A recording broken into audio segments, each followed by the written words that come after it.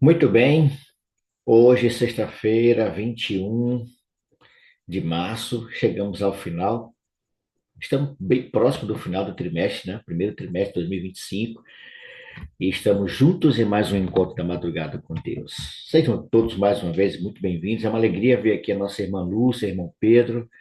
Deus abençoe ricamente a todos vocês. Um abraço carinhoso, irmã Celina, Ninha, que aqui está conosco, a minha querida irmã Elisama, que não falei com ela hoje, irmã Celina, e o meu querido amigo, pastor Robson. Pastor Robson, dá um bom dia para esse povo mais uma vez aí, pastor. Só potência, viu? Deixa de coisa, Mário. Esse é o Senhor, rapaz. Nós Amém, somos, pastor. nós somos fraquinhos, amigo. Nós temos que nos apegar a Deus, porque senão a gente está perdido. A gente se acaba, é verdade, Mas pastor bom dia Robson. mais uma vez, que a graça e a paz do Senhor esteja conosco, que o Santo Espírito, tenha lugar em nosso coração, né? Amém, Estamos pastor, aí, estamos amém. juntos. Amém, Eu estava amém. vendo a irmã Vani, mora em Águas Claras, né? Águas claras, Águas é. Claras. Meu primeiro emprego foi em Águas Claras, em 1984. Tem tempo. Primeiro emprego na Metal Macro, empresa de máquinas pesadas. Trabalhei aí mais de um ano aí em Águas Claras. Quando só Será, tinha Águas Claras, depois fez Cajazeiras ali, virou uma cidade, né? Aquilo é é, grande, menino. será que ainda Mas me existe, lembro bem pastor? de Águas Claras. Será que ainda existe essa empresa? Eu não sei, creio que não. O dono dela já deve ter morrido, porque ele já era um idoso. Era um italiano, o doutor Giorgio Tosorati. Era o meu chefe lá. De lá eu saí. Esse foi o meu primeiro emprego, Mário. Eu não era adventista, não. Ah, tem tempo, tem tempo. Aí isso foi em 83, eu comecei, na verdade, em 83, final de 83, 84. Foi, final de 83. 83, 84 eu trabalhei na Metalmark. Eu fui batizado em 85. E eu saí da empresa exatamente quando eu tomei a decisão de ser batizado, né? Tomei Muito a decisão em bem. fevereiro de 85, e aí fui falar com o chefe lá, não me liberaram, me mandaram embora. Graças a Deus. Já tinha pretensão de ser pastor, pastor Robson? Oh. Na época, não, que nem passava na passarinha, como dizia minha avó. Me batia na passarinha. E nada. Mas, assim, foi uma experiência interessante. Trabalhei ali, trabalhava com máquinas pesadas, né? Mecânica de máquinas pesadas. E dali, aí tomei minha decisão. Aí, quando eu falei com eles lá, não liberaram sábado, me mandaram embora e fui. E até hoje estou aqui, graças a Deus, né? Servindo ao Amém, Senhor. Estamos aí, amém. na batalha. Serviu de testemunho para Esse eles, ano eu né? completo 40 anos de jornada, graças a Deus. Deus seja louvado, pastor. Deus seja louvado. Estamos fazendo, meu querido pastor, Reavivados, e hoje Sim, você que está aí nos acompanhando, Marilza, um abraço carinhoso, Marilza. Deus te abençoe, viu? Dá um beijo em vó Bel, nossa vó Bel que disse que tinha 100, mas tem 101. E nós estamos fazendo Reavivados. Abra sua Bíblia no livro de 1 São João, 1 João 4, capítulo 4. esse é o capítulo do amor, né? Isso, exatamente, pastor. Eu ia falar isso, o senhor se antecipou, o senhor me perseguiu a mim. O Aí eu capítulo do lembro da, amor. eu lembro da musiquinha logo, né? Aquele que não ama não conhece a Deus, É, porque Deus é amor, né? Deus é amor. Mas ele começa 1 João chamando a 4:8. Esse foi atenção. um Pois dos não. primeiros corinhos que eu aprendi na igreja, Marcos. É, esse corinho é bem antigo. Quando eu entrei, ele já estava, imagine, já estava. Exato. Esse capítulo ele começa chamando a atenção para os falsos profetas e os verdadeiros crentes.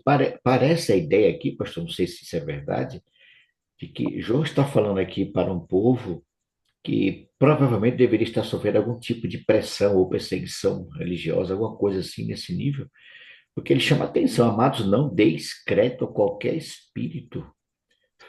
Qual é essa ideia aqui de espírito, pastor? Não tem nada a ver com a entidade, não, viu, gente? Não tem. Não, não, aqui não. Aqui é porque é o seguinte, veja, João, no primeiro século surgiram várias ideias a respeito de Jesus, não é? Se você ler o Evangelho de João, você vai ver que João, no seu Evangelho, o seu propósito é mostrar que Jesus é Deus. Então, ali, no Evangelho de João, tem como O propósito de João no seu evangelho é mostrar para todos a divindade de Jesus, porque desde aquela época já havia questionamentos sobre quem era Jesus. Então, surgiram várias ideias, várias filosofias, né? Várias, não é filosofia, várias pregações, eu não estou encontrando a palavra que eu queria usar, várias ideias a respeito de quem era Jesus, né? Então, surgiram vários movimentos no primeiro século, inclusive, que descaracterizavam a pessoa de Cristo. Uns diziam que ele não era Deus, era só um ser humano como qualquer outro. Outros diziam que, na verdade, ele era um espírito que tinha encarnado em Jesus. O Cristo não era. Cristo e Jesus são duas pessoas diferentes, não é? Então, outros diziam que era só uma aparência, que não era real, e Jesus não era real, não é? Não tinha vida em carne. Inclusive, por isso que ele vai falar isso aqui, é exatamente para combater essa heresia que surgiu no primeiro século já, dizendo que, na verdade, aquilo era só uma aparência, né? Eu não lembro se era docetismo, a designação para esse movimento, né? E aí eles diziam que, na verdade, aquilo não era real, era só uma aparência, parecia que era, mas não era. Então, João, ele tem essa preocupação de reafirmar para a igreja sobre a personalidade de Jesus, quem é Jesus Cristo. Então, ele quer mostrar claramente que Jesus não é só filho do homem, ele também é filho de Deus, né? E que a encarnação é real, né? Ele não era uma encenação, não era uma aparência, um holograma, ele era de fato um ser humano em carne e osso, mas também é um ser divino, né? Então, a preocupação de João é mostrar quem Jesus é, revelar Jesus Cristo para as pessoas e chamar a atenção da igreja para ela não ser enganada. Então, esses falsos profetas naquela época, não é? Eles estavam fazendo várias afirmações a respeito de Jesus Cristo. E você vê que ele diz aqui que todo espírito que não confessa que Jesus Cristo veio em carne, ou seja, que era real, né, que Jesus era realmente um judeu, nascido de Maria, né, e outra coisa, que confessava que ele não havia encarnado, né, era só uma aparência. Então ele diz que esse espírito que não confessa isso, né, não procede de Deus, né? Então, veja, nós precisamos aceitar a Jesus como Salvador, compreendendo quem é Jesus, em sua essência. Nós temos movimentos hoje que não creem na divindade de Jesus. Acham que Jesus é um Deus menor, é um ser humano diferenciado, mas não que seja Deus, né? Você sabe disso, nós temos movimentos religiosos que não creem na divindade, inclusive movimentos dissidentes da Igreja Adventista que têm dificuldade, que não aceitam essa questão da divindade do Espírito Santo, da divindade de Jesus, e alguns não aceitavam a humanidade de Cristo, né? Que Jesus não era um ser humano de carne, porque havia a influência da filosofia grega, né? Que na filosofia grega, espírito e carne não se misturam. Então, tanto é que João começa dizendo lá no seu evangelho, né, no princípio era o verbo, aí ele usa o logos, não é, que é o ser espiritual, né, da filosofia grega, a palavra, né, no princípio era o verbo estava com Deus e o verbo era Deus. E no verso 14 ele diz assim, e o verbo se fez carne. Isso era uma afronta à filosofia grega, né? Eles não acreditavam nisso. A carne e o espírito não se misturavam, mas em Cristo, Jesus não só é Deus, um ser espiritual, mas ele se torna um ser carnal também, né? Então aqui ele está chamando a atenção da importância de reconhecermos, não é, a humanidade de Cristo, mas também a sua divindade, né? Então ele diz que aquele que não afirmava isso, não é, esse é o espírito do anticristo, é aquele que quer desqualificar a Cristo para tomar o lugar de Cristo. É interessante essa questão do anticristo, mais uma vez aqui no Evangelho de João. Então, no primeiro século, a igreja sofreu vários ataques, né, da filosofia grega, dos judaizantes e de tantas outras influências que foram surgindo ali. E João, que foi o discípulo que permaneceu vivo, né, que não morreu assassinado, quem mais tempo ficou, ele se empenha aí em preparar a igreja para enfrentar esses desafios teológicos, né?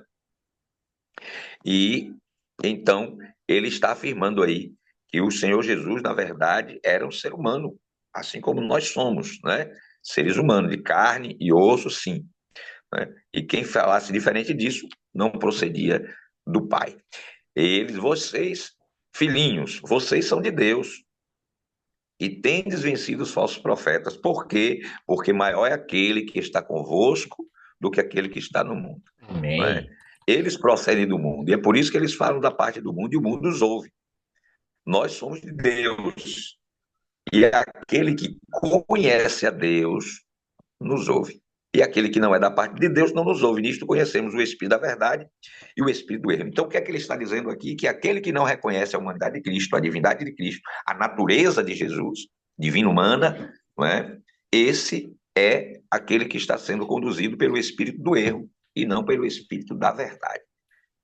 Então, nós temos aí essa afirmação de João, né? E o espírito do inimigo é desqualificar a pessoa de Jesus como nosso Salvador, né? E nós precisamos crer em Jesus como um ser humano, sim, que encarnou, nasceu de Maria, mas também reconhecendo que a sua origem é antes da fundação do mundo, ou seja, ele é eterno, não é? Jesus é Deus. Então nós precisamos reconhecer, E totalmente sem pecado, embora fosse ser humano, seja ser humano, mas um ser humano que nunca pecou, né? não Então tem essas como, três características e de não tem Jesus são muito como, né? importantes. E não tem como, É, né, Pastor Robson, dizer que Jesus não é Deus, porque Isaías afirma que ele é o Pai da eternidade. Não tem como Jesus ser um ser criado. Ele é o Pai da eternidade. exato. Antes de tudo, ele já existia. Exatamente, né? Mas também ele é homem também, né? É, que nem nós, Que nem nós. né? Uma coisa, pastor, o Não, senhor falou só que aí, sem pecado, né? Só que sem isso. pecado. Na, Muito bem.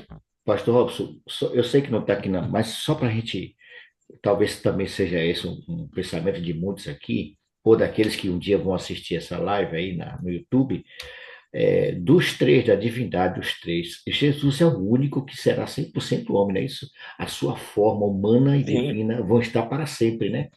é. Então, isso é difícil para muita gente, por exemplo, aqueles que são influenciados pela filosofia grega de pensar, não é? Não aceitam essa questão não é, do espírito se fazer carne, né?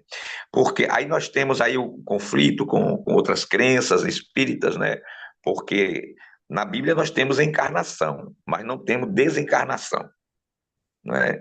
Você não tem isso na Bíblia, você tem só a encarnação. E o único que encarnou na Bíblia foi Jesus, não é? Aí você já tem uma outra ideia equivocada, antibíblica, não é, da desencarnação, de que nós somos espíritos que encarnamos. Nós não encarnamos, nós nascemos já como somos, seres humanos. Você não era um espírito que vivia em algum lugar, estava em algum canto e depois encarnou num ser humano. Não, não é isso. A única pessoa que encarnou foi Jesus. Jesus já existia como Deus, sempre existiu como Deus, e ele nasce de Maria, que é o chamado mistério da encarnação. É uma coisa que só Deus pode fazer, não é? Então, Jesus nasceu de Maria e se tornou 100% ser humano, não é? Ele é carne e osso como nós somos, e ele afirma isso depois da ressurreição, que na Bíblia nós não temos reencarnação, nós temos a ressurreição, não é? E quando Jesus ressuscita, ou seja, ele volta a viver, ele não encarnou em outra criança, ele não encarnou em outro ser. Não, ele voltou a viver, né? Ele ressurgiu da morte. E quando ele ressuscita, que aparece aos seus discípulos, né? E os discípulos ficam assustados, ele diz: toque em mim. Eu não sou espírito, ou seja, eu não sou um ser espiritual apenas, não. Eu sou eu mesmo. Eu ressuscitei. Eu não estou aqui aparecendo para vocês sem corpo, não. Eu tenho um corpo. Pega aqui em mim, vem cá, toca em mim. Eu sou carne e osso. Toca aqui, pega aqui. E os discípulos puderam tocá-lo, não é?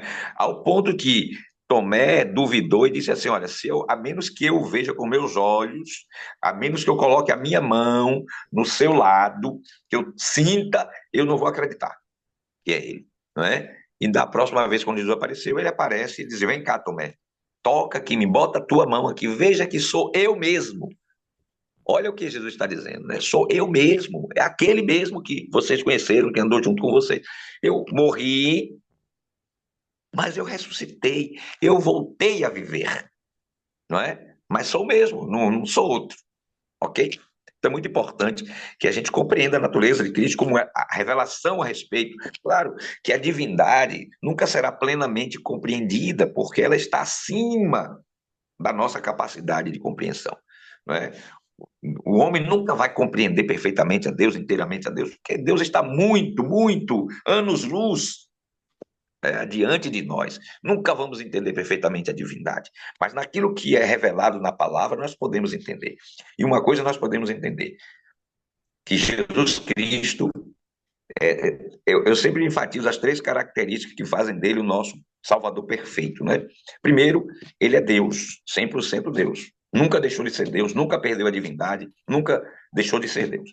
Ele apenas velou, não é, a sua divindade na humanidade quando veio para, como homem, viver e morrer em nosso lugar. Então, ele é 100% Deus, tornou-se 100% homem e é 100% sem pecado. Ele é o homem 100% sem pecado, o único, não é? Porque todos os demais homens somos pecadores.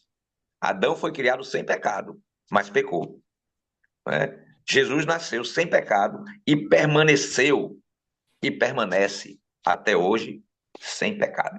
Por isso Deus ele seja pôde louvado. substituir-nos ali, né, para pagar o preço do pecado, que é a morte. O salário do Louvado pecado é a seja o morte. nome. Louvado seja o nome do Né? nosso Deus, né? Amém. Bendito seja para sempre o Senhor. E esse Deus é amor, né, pastor? Que você está falando aí de forma muito Pronto. bonita. Mais uma vez, ele aqui nos convida a amarmos uns aos outros. Ou tarefa difícil, mas é possível. É verdade. Esse Deus que Só é nos ama, possível pelo pastor. poder do Espírito Santo, né? Por isso Eu, que nós clamamos na madrugada pelo Espírito Santo, estamos clamando, amém, que a Bíblia amém. diz que é o Espírito Santo quem derrama o amor de Deus em nosso coração. Sem ele, a gente não ama como Deus ama. É verdade, pastor. Olha, uma outra coisa, pastor. Se você, querido irmão, que está nos ouvindo agora aqui na madrugada, e aqueles que vão nos ouvir futuramente, se você quer compreender um pouco mais essa questão da encarnação de Cristo, você precisa ir para o céu. Lá nós vamos ter resposta para todas as perguntas. Por enquanto, viva pela fé. Viva pela fé. E fique preparado, porque no céu nós vamos ter algumas respostas que vão nos satisfazer, sem dúvida nenhuma. Mas, Mário, eu diria assim: o que foi revelado sobre Jesus já é suficiente para se crer. Suficiente. Né? Exato, É suficiente. exato. Vamos lá, pastor, partindo para a Muito parte, bem, irmãos. essa parte do Vamos lá. Deus é Aquele amor. que não ama não conhece a Deus, porque Deus é amor. Então aqui se revela o caráter de Deus, não é? Então a Bíblia diz que Deus é justiça, que Deus é misericórdia, que Deus é amor, e de fato é. Né? Esse amor de Deus é o amor incondicional. Deus ama porque isso é a essência de Deus, né? É o seu caráter. Então Deus ama. E aí o grande problema que nós enfrentamos com essa descrição é porque o diabo, lembra, nós estamos estudando na lição da escola sabatina, que Satanás ele fez acusações a respeito de Deus, ele procura desfigurar o caráter de Deus. E o questionamento que muita gente faz hoje é essa: se Deus é amor, por que existe o mal?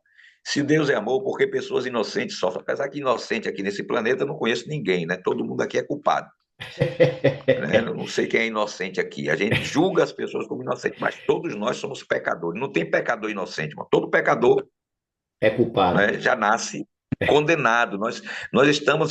Deus está numa operação de resgate, irmãos. Nós temos que entender isso. Nós somos uma raça condenada. Nós já nascemos condenados. E Misericórdia. existimos pela graça e misericórdia de Deus. Deus, em sua infinita misericórdia, nos deu oportunidade de salvação.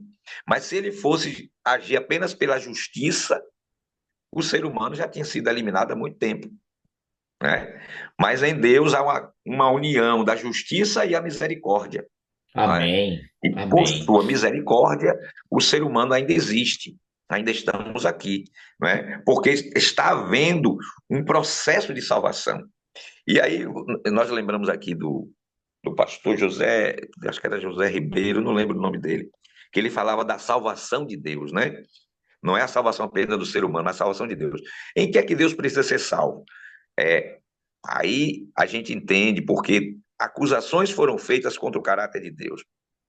E o fato de Deus permitir que o pecado se desenvolvesse para se revelar em toda a sua malignidade, foi exatamente para que as pessoas, para que todo o universo ficasse, né, compreendendo a natureza do pecado.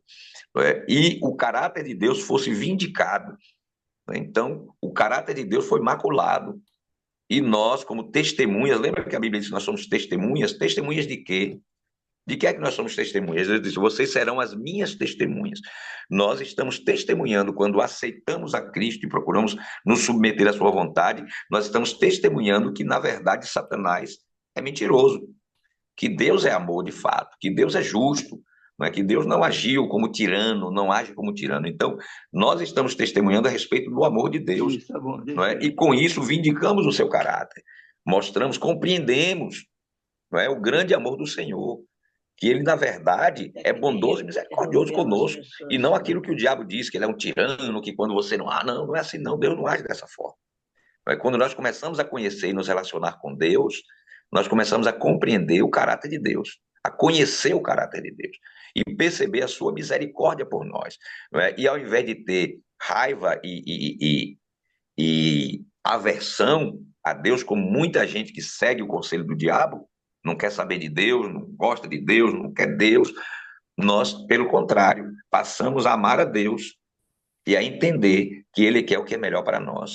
Nós passamos a desfrutar da companhia e do trato de um Pai amoroso, um Pai misericordioso. Pastor Robson, o irmão Diga. Pedro pediu a palavra. Bom dia, irmão Pedro. Diga, Pedro. Fala, Pedrinho. Bom dia, queridos. Bom dia, meu irmão. Que bom ver quem sabe das coisas. É bom demais. Amém. Eu costumo dizer, pastor Robson, irmão Mário, meus queridos da madrugada, que a misericórdia é um elemento destacado da graça. Quando a graça entrou no Éden, por ocasião do pecado, Adão e Eva estavam vivos pela misericórdia de Deus. Exatamente. Porque o decreto divino era que se comer, morre, mas eles estavam vivos. Vivos por quê? Pela misericórdia de Deus. E aí entra a graça em ação, que é o cordeiro que foi morto, né? No Éden. O primeiro sintoma de morte foi a auréola de luz que envolvia o corpo do casal, desaparece. Quando eles descobrem que estavam nus, tiveram vergonha. Ao ouvir a voz de Deus, disseram: ouvimos a tua voz e tive medo e me escondi. Né? Aí vem a graça, a entração, o cordeirinho, etc. A pele do cordeiro vestiu a nudez de Adão e Eva e vai por aí afora. Mas é muito importante esse detalhe. Estavam vivos pela misericórdia. São duas coisas importantes que nós humanos temos dificuldade. Ter misericórdia e amar. É verdade. E perdoar. É verdade. Como e a misericórdia não é barata, né? É bom lembrar que essa misericórdia só foi possível porque havia um substituto, né? Isso. Porque alguém assumiu a culpa, alguém tomou o lugar. Ô, pastor Esse Robson, alguém foi Jesus. deixa eu fazer uma pergunta aqui para o senhor. Eu quero pegar aqui o ensejo do irmão Pedro. Esse homem sabe. Irmão Pedro, quando fala, é uma sabedoria tremenda, viu? Louvado seja Deus por isso. Glória a Deus. E a fala dele surgiu uma pergunta aqui, pastor. Se o senhor souber, o senhor vai nos ajudar. Olha só, quando o irmão Pedro falou que Adão, depois que comeu, a ordem, a lei dizia que ele tinha que morrer. A minha pergunta é, pastor, era para morrer no momento que comeu ou era uma morte assim? Entenda uma coisa, quando foi dada foi feita a proposta, né, foi colocada lá no Éden, o casal foi colocado no Éden, o que foi que Deus disse? Se comer, morre. Olha, de toda árvore do jardim comerás livremente. Porém, da árvore que está no meio do jardim, do conhecimento do bem e do mal, não comerás. Porque no dia em que dela comer, certamente morrerás. Então, o texto, ele diz, no dia que você comer, você morre. Aí alguns dizem assim, não, mas e por que ele não morreu? Ele não morreu porque alguém morreu no lugar dele. E a partir dali, não é? Esse que morreu no lugar dele continuaria morrendo. Primeiro, porque houve um compromisso da divindade. Então, Jesus assume. A Bíblia diz que o Cordeiro foi morto antes da fundação do mundo. Então, já havia esse plano para que Jesus substituísse o homem na morte.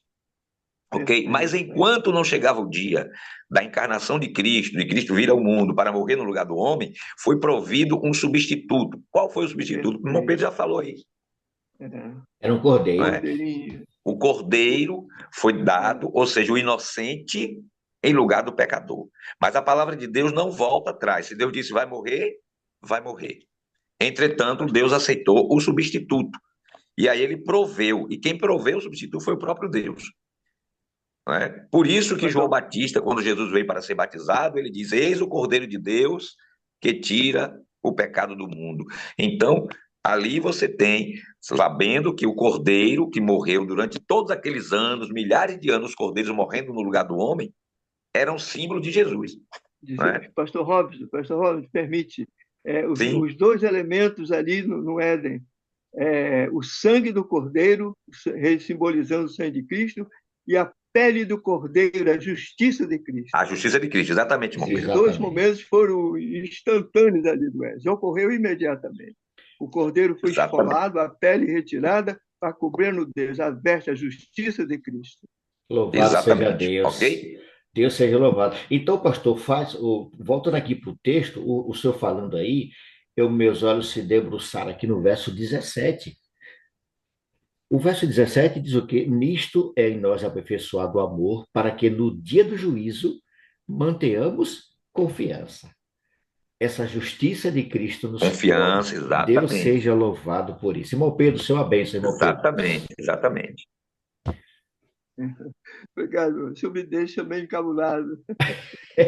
Mas lembrem aqui, irmãos, lembrem aqui, ó, aqui está falando sobre a necessidade de termos um amor semelhante ao de Deus. Então, tudo isso que nós falamos aqui do sacrifício, a demonstração do grande amor de Deus para nos salvar, para nos resgatar da condenação da morte e tal, isso tudo foi possível porque Deus nos ama com amor incondicional, com amor eterno, com amor mais forte do que a morte, não é? Então, por isso é possível para nós estarmos aqui e termos ainda a oportunidade de salvação por causa do amor de Deus. E ele diz que assim como Deus nos amou, que nós também devemos amar o nosso irmão, não é? Que assim como Deus ama, é a maneira como também devemos amar. Então, a identidade dos verdadeiros cristãos, servos de Deus, é quando eles têm uma disposição para amar como Deus tem. Quando a gente ama as pessoas incondicionalmente, ao ponto de, se necessário, dar a vida por elas. Não é? Então, nós precisamos realmente permitir que o Espírito Santo trabalhe em nosso coração. Como você disse aí, não é fácil amar como Deus ama. Não é mesmo, não. Que é um amor abnegado, um amor incondicional, um amor que se sacrifica, um amor que se doa, que se entrega, que toma o lugar do outro no sofrimento e na morte. Então, não é fácil amar desse jeito, né? Porque nós já nascemos egoístas, nós nascemos pensando em nós. Pois não, minha esposa costuma dizer que o amor é uma coisa não sei o quê que deixa a gente não sei como. É difícil, é difícil definir o amor, né? É verdade. Pastorzão, partindo para o final, pastor. O verso 18 diz que no amor não existe medo. O perfeito amor lança fora o Não medo. existe medo. Ora, o medo Exato. produz tormento, logo aquele que teme não é aperfeiçoado no amor. Complicado isso aqui, né, pastor? É uma coisa. Porque. Eu gosto muito sentido da expressão aqui? de Paulo, ou de João. Há uma palavra que eu destaco sempre, que eu preguei, inclusive, essa semana, falando sobre isso aqui. Eu falei sobre essa questão dessa palavra aí, permanecer, né? Permanecer é uma palavra muito importante para João. João diz assim: aquele que permanece no amor, permanece em Deus.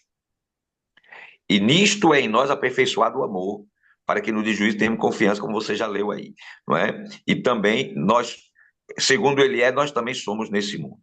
No amor não existe medo, não é? Nós amamos porque ele amou primeiro. Então, permanecer no amor. Agora lembre que o amor é Deus, aquele que permanece no amor permanece em Deus. E nós só podemos amar como Deus ama, como Jesus ama, se permanecermos nele, não é? Porque é ele que opera em nós. É ele que opera em nós o querer e o fazer. Então é muito importante permanecer. Jesus diz: permaneçam em mim, porque sem mim nada podeis fazer. Então, tudo, para termos o verdadeiro amor, o amor de Deus em nosso coração, é necessário que tenhamos esse relacionamento que nós tanto falamos aqui. Um relacionamento de intimidade com Deus. Passemos tempo com Deus. Permitamos que o Espírito Santo controle a nossa vida. Que traga a presença de Jesus, porque é Cristo em nós a esperança da glória. Então, é Jesus habitando em nós. Aí não sou eu que amo, é Ele que ama através de mim. Porque é impossível para mim, como pecador, amar como Deus ama. Veja, irmãos, eu não posso amar como Deus ama. Não tenho condição de fazer isso. É impossível para mim. Mas eu preciso permitir que Jesus viva em mim. Quando Cristo vive em mim, Ele ama. Porque não sou eu que faço, é Ele que faz. Né? Apenas nos entregamos a Ele, procuramos viver intimidade com Ele, aí sim Ele assume. Quando Ele assume o controle, aí Ele nos dá as vitórias que nós precisamos ter, Ele vence o pecado, Ele vive uma vida perfeita através de nós. Por isso que Paulo disse, eu estou crucificado, ou seja, o eu precisa morrer. Eu estou crucificado com Cristo e vivo não mais eu, mas Cristo vive em mim. E Ele é amor, e se Ele vive em mim, eu amo. Ou Ele ama através de mim. Né? É bom a gente entender isso. É verdade, pastor. Muito bem, queridos. Nós estamos chegando ao final do tema dessa madrugada. Muito bom, por sinal, muito gostoso. Cada madrugada tem sido, de fato, um aprendizado. Louvado seja Deus por isso. Mas que não fique apenas, né, pastor Robson, na questão do aprendizado. Como o senhor acabou de citar, o Espírito Santo precisa estar em nós para que o que aprendemos possamos colocar em prática.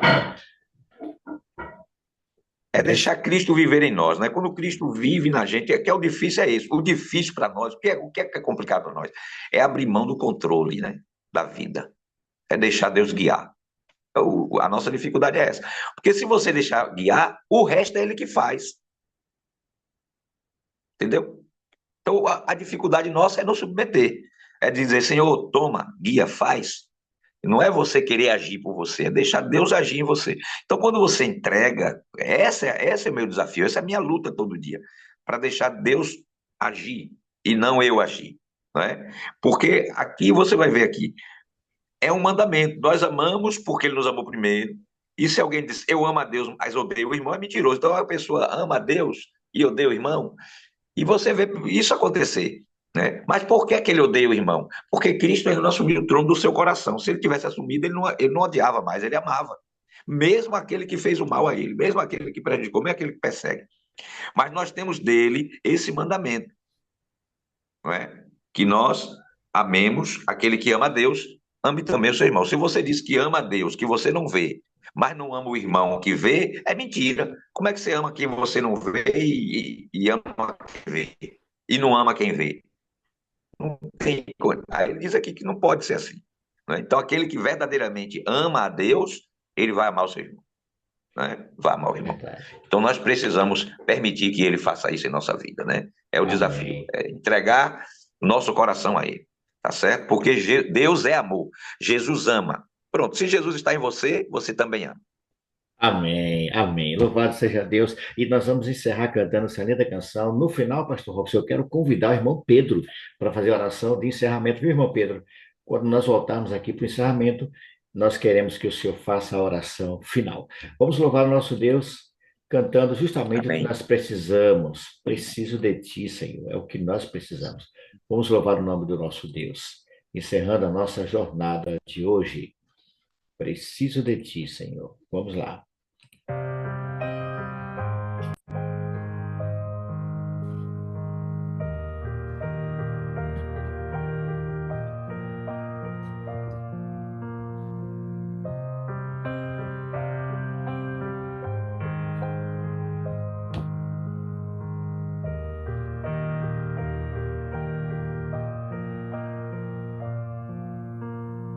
Preciso de ti, és o ar que eu respiro, eu preciso de ti.